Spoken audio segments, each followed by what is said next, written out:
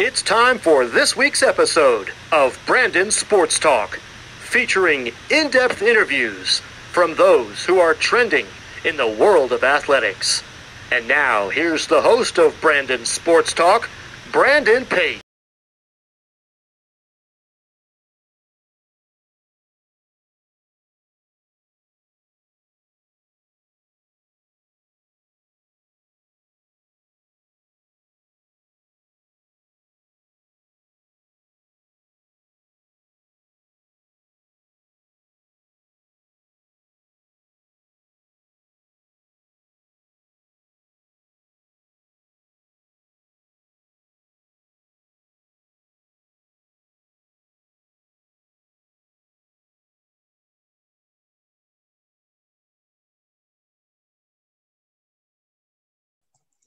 Welcome back to Brandon Sports Talk. In today's episode, I have the privilege to interview the Miami Heat's PA announcer, Michael Baiamonte. How are you doing today? Brandon, how are you? It's great to be with you today. Thanks so much for having me on. Thank you. Can you talk about how you knew that you wanted to become a PA announcer in sports? Well, that takes me way back, Brandon, to a time when I was probably a middle schooler, maybe 12, 13 years old, and I was watching basketball on television. And I was always drawn to that big booming voice I heard on the television, not the play-by-play announcer, not the analyst, but a voice I could hear in the background that seemed every time that voice said something enthusiastically, the crowd really got excited. And so that got my interest. I continued to follow who and what that voice was. Where did it come from? What role did it play? And after kind of watching games and learning, I learned that it was a position called the public address announcer. And so I just became drawn to it. I started announcing in high school, continued announcing in college, and then got an opportunity to become the public address announcer with the Miami Heat 30 seasons ago. I started out as the backup and fill in. And then when the primary announcer left, I was able to move in and get the job. And again, as I said, Brandon, 30 seasons ago. And so that goes way back to when I was a young kid being impressioned by watching games on television. That's pretty impressive. Can you talk about, of course, what your time was like with the World Wrestling Federation as a ring announcer? Sure. As part of the work that I did in college basketball, and I need to go back to explain how I got into the world of wrestling. I was announcing college basketball games, and it was a unique situation, Brandon, because the school where I was attending, Florida International University, FIU, we did not have an on-campus basketball facility. We didn't have a field house or an arena or anywhere to play. So we would find venues around Miami, Florida, where we could go and play our basketball games. And that meant that I went to a lot of different locations and announced the games. And so one day, the manager at one of those locations called me up and he said, I've got an opportunity for you. I've got a client who's looking for a ring announcer. And he says, I think you'd be great for the job. Are you interested? And my response was, well, sure, I'm definitely interested, but I've never done any kind of thing with boxing or anything. He said, oh, no. This isn't boxing. This is professional wrestling, the World Wrestling Federation. And so I took that gig as the ring announcer, working for a man by the name of Vince McMahon, who many people still know as the owner of WWE, which it has now become. And so I spent 2 years in Dade and Broward County. That would be Miami, Fort Lauderdale area, as the ring announcer for Vince McMahon and the World Wrestling Federation. And during that time, Brandon, I had a chance to work with some really wonderful people. Some of the wrestlers that I had a chance to be in the ring with, Andre the Giant, Hulk Hogan, Also Macho Man Randy Savage, just to name a few. It was a wonderful 2 years. I made a lot of good friends. It was a lot of fun.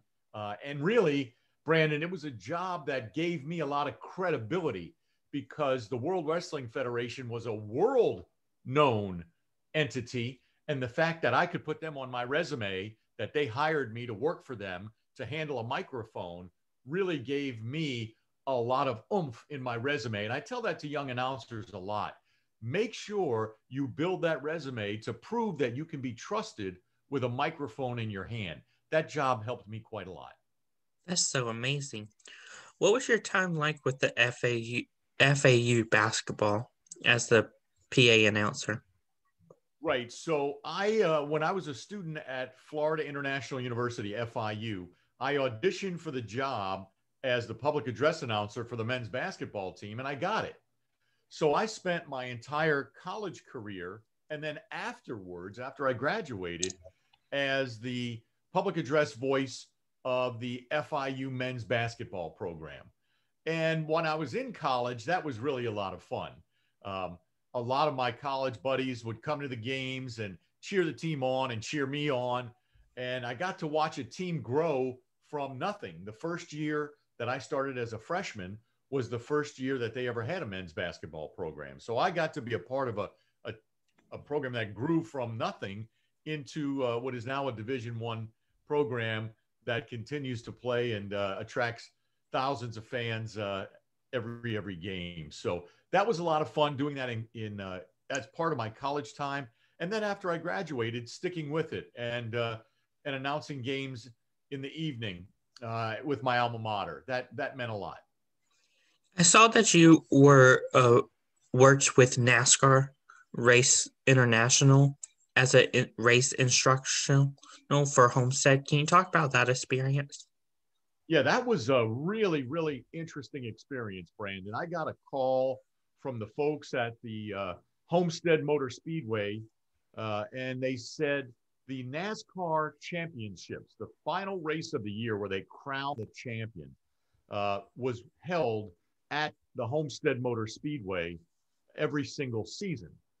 And they wanted to do something to really impart the Miami and South Florida feel of championship sports, because this was the championship race of NASCAR. And so they contacted me and asked me if I would be interested in introducing the drivers like I introduced the starting lineup with the Miami Heat. And it was an opportunity that I had to take because I've never been involved with NASCAR before. It was their championship race. So, of course, I said yes. And Brandon, it wound up being a wonderful experience. I had the opportunity to announce in front of the largest crowd ever in my career. And I've been announcing for quite a long time. There were somewhere in the neighborhood of 80 to 90,000 people there, which is the largest crowd I've been in front of. And that was exciting. The entire kind of backstage at NASCAR was fascinating. It was an amazing, amazing time that I really, really enjoyed. And if you don't mind, I'm happy to tell your audience, if you'd like to know more about it, check out my podcast called the 2 Minutes, Dos Minutos podcast. And I've got an episode up where I take you behind the scenes and explain how everything happened. So that was really an exciting day for me. A once in a lifetime opportunity, Brandon. Thank you for asking me about it. That's amazing. Of course, can you talk about, of course, that time what was it like whenever you announced race car drivers' names like Kevin Harvick, Dale Earnhardt? Yeah, that there's a huge similarity there to what I do in the NBA and what was happening in NASCAR, because just like in the NBA, fans have their favorite players and they react when you say their names. The same thing happens in NASCAR. So as I was bringing out all of these great drivers, you can tell the roar from the crowds. And they're normally, for me, on a game night for the Miami Heat, I'm announcing in front of about 20,000 people. In this case, it was 4 to 5 times bigger than that. So you can imagine the reaction from the crowd was bigger than what I'm used to. So while there were some similarities to it, just the sheer numbers made it so loud and so energized that really is part of the thing that gets me fired up as an announcer, is hearing what I'm saying get the crowd reaction. I love that. And so with NASCAR, it was amazing. Whatever driver I was announcing, the crowd was reacting back, and it was phenomenal. Were there any drivers that you were fans of growing up that you, once that time came, you announced their name? I have to tell you, Brandon, I really was not a follower very much of NASCAR. I watched it a little bit here and there, but not enough to get into it to start to kind of develop, I want to support this driver or that driver or this team or that team. So I was pretty neutral. So that kind of helped me. I didn't have any negative influences when I was saying anybody's name. I didn't like or dislike anybody. So that made me pretty neutral and being able to give everybody the enthusiasm that they all deserved. What was it like whenever you got the job with Miami Heat as the PA announcer? Wow, that was for me a huge, huge day. I had always wanted to be a PA announcer, and I was, I was a PA announcer. I was doing college basketball, but I applied when the Miami Heat came to South Florida back in 1988. I applied for the job as the PA announcer and was politely told by the organization, "We already have an announcer. We'll keep your information on file. Thank you for your interest." And so I did not get the job with the Miami Heat when I first applied for it. So I continued announcing college basketball games. I had a friend who graduated from college with me who took a job as a salesman with the Miami Heat, a ticket salesman.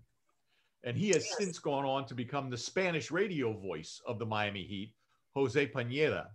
And so Jose always kept my name in the ear of the right people.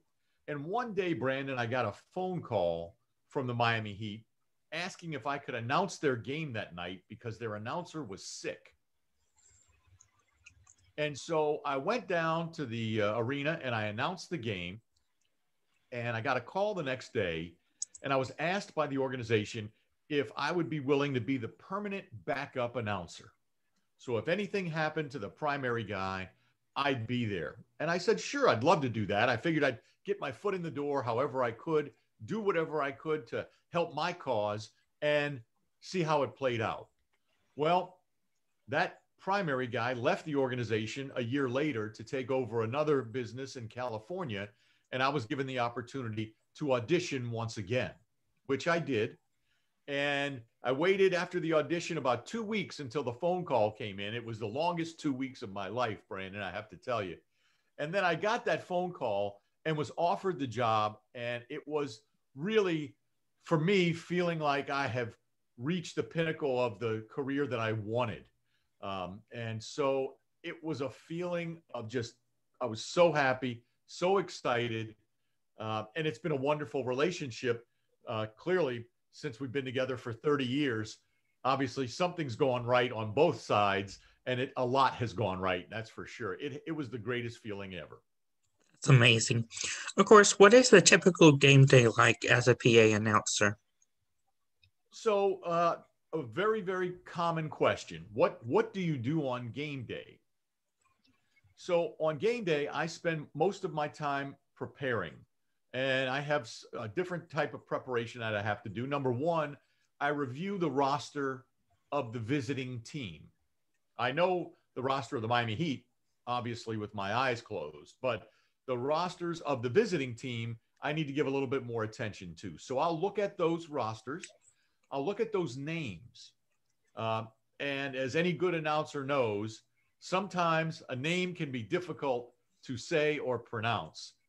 So the good news is I have access to some tools that allow me to look at the phonetic spelling of a player's name that might be a little difficult, what we might not regularly or normally see.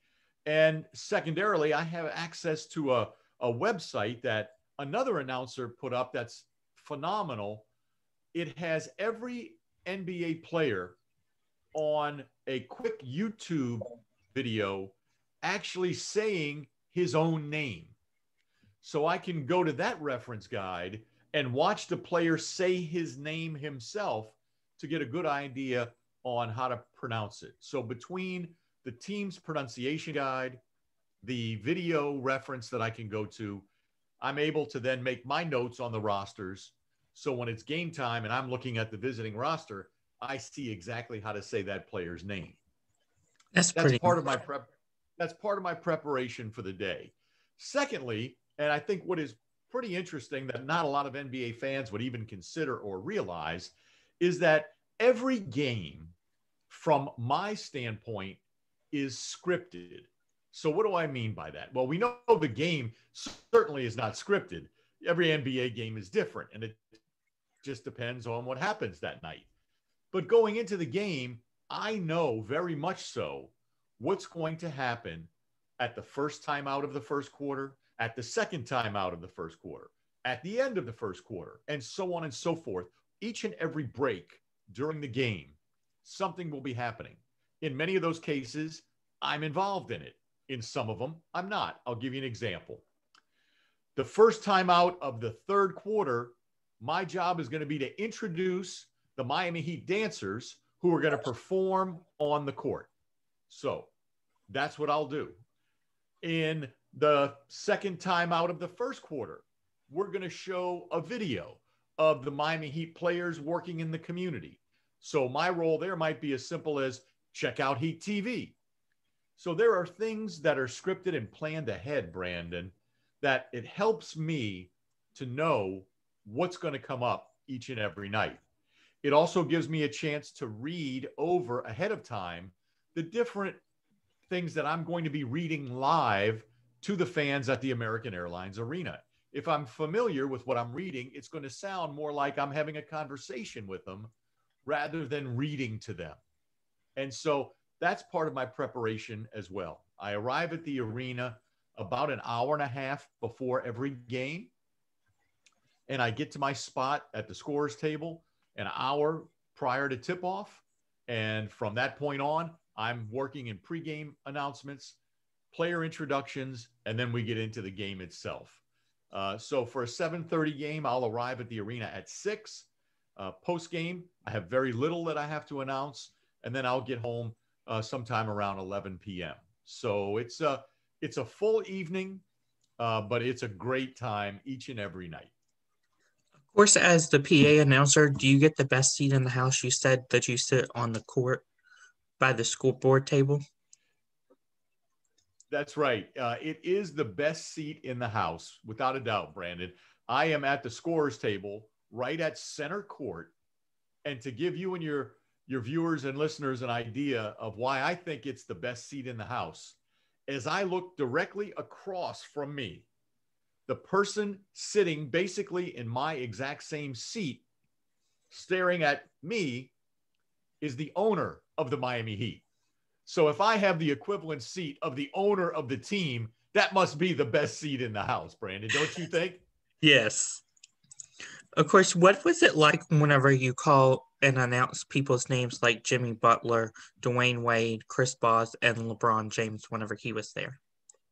Yeah, when you get the opportunity, Brandon, to announce just superstar players, it really resonates within the arena. And all of those players you've named, whenever I'd say their names, the crowd would react and it would be amazing. But one of those names you mentioned, something about that name happened that I've never had happen before in my career. And that name is Dwayne Wade.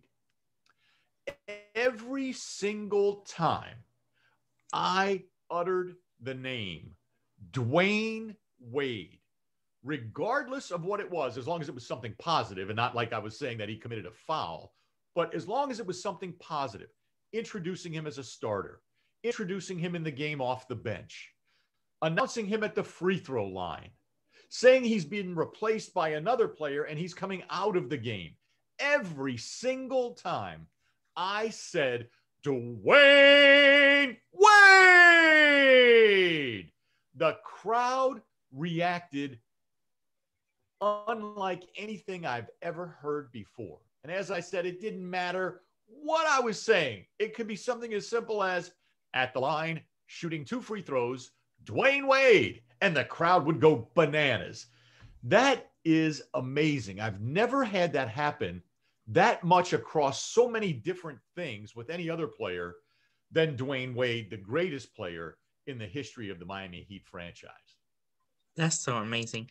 Of course, how do you practice your voice being so high during the games and stuff?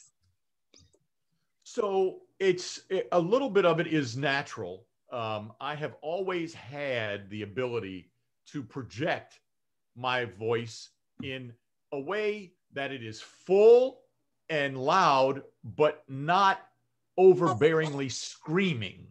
So that I'm just very fortunate of. I would also say over the years, Brandon, of working like this, much like your muscles would have muscle memory as an athlete, my vocal cords seem to have some kind of memory to them as to what it is they need to do and how it is they need to produce all of these names and words and sayings that I have as I announce. So I think it's a combination of things. Good fortune with good genes, and also good fortune with the ability of my body to understand what I need in order to make it happen. So great question. Very, very good question. I don't get that one asked a lot, and that's a good one showing Brandon's doing his homework. Nice job on that one. Thank you. What advice would you give upcoming future broadcasters looking to get into the industry? Yeah, that's a popular question, Brandon, and I will say it's much more difficult today than it was back when I had started as just a young kid in high school. The job is much more popular now, those jobs in general, but specifically the public address announcer jobs are much more popular. No one really thought much about them, didn't really want the jobs, and figured, well, I'll take this job for a year and then move on to something else. Now you see more and more PA announcers making it more of a career for themselves. And so my biggest advice, we touched on it a little bit earlier in our conversation, is make sure you build your resume with jobs that can show you are trustworthy and capable of having an open microphone in front of you all the time. The biggest concern that an organization has is that they give you this major thing that represents them. Your voice represents that organization. You have to prove that you're trustworthy with it. How does one do that? You build your resume. You try to find jobs that prove that you are trustworthy and you can work at high levels of stress. Now, that might be something simple like starting in high school and then working to tournament work. Maybe you go from your high school team to some holiday tournament that they play every year. And perhaps from there, you can go to postseason tournaments and you can do state championships. And my point is, all of these things are showing a higher degree of trust and a more import when it comes to the type of game you're actually announcing. Walking up the ladder, high school, Division III sports, Division II sports, Division I sports, professional sports. That's a very common way to make it in this business. There's very few people that just all of a sudden show up and are on behind a mic of a professional team. You've got to prove your worthiness. And to do that, don't be afraid of climbing the ladder step by step. You might be able to skip a rung or two, but don't be afraid of that. Take those steps up, up, up, up, up. Prove that you're worthy and worth it, and you will land gigs. No question about it. That's so amazing. Where can my listeners find you at on social media? So you can follow me on Twitter and Instagram at The Voice MB, just like my initials, Michael Baiamonte. At The Voice MB on Twitter, on Instagram, and you can also catch me on the 2 Minutes, Dos Minutos podcast, which you can find anywhere that you listen to your podcasts. Unfortunately, during the pandemic, Brandon, we had to take a little bit of a hiatus because we were studio-based in doing our podcast. And so with the pandemic, we couldn't get together as a group with my co-host Alf and producer Brian. But we're going to get ready to get back into it again very soon. But there are a number of episodes up from pre-pandemic, and I hope your viewers and listeners might check that out and enjoy that as well. Thank you again, Michael, for your interview, and best of luck in your future as a PA announcer for the Miami Heat. Brandon, thanks so much for having me on Brandon Sports Talk. All the best to you as well with your podcast. It's been an absolute pleasure. Take care. Thank you. You can find Brandon Sports Talk on Facebook at Brandon Sports Talk, Instagram at Brandon Sports Talk, Twitter at Talk_Brandon, and you can find me on YouTube at Brandon Sports Talk. Don't forget to like, comment, and subscribe. Thank you again, Michael, for your interview, and best of luck. You've been watching Brandon Sports Talk. Please feel free to like, share, and subscribe to Brandon Sports Talk on social media and on YouTube.